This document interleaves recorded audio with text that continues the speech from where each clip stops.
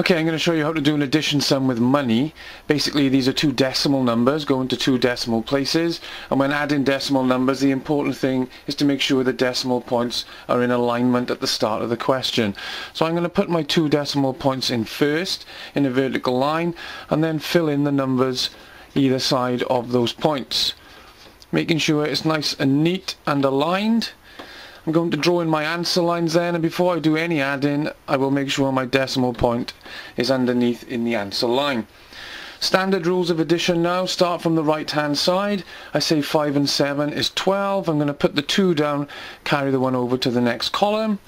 7 and 6 is 13, plus 1 is 14. I'm going to put the 4 down, carry the 1 over to the next column. 2 and 3 is 5, plus 1 is 6, which I put in the answer line there.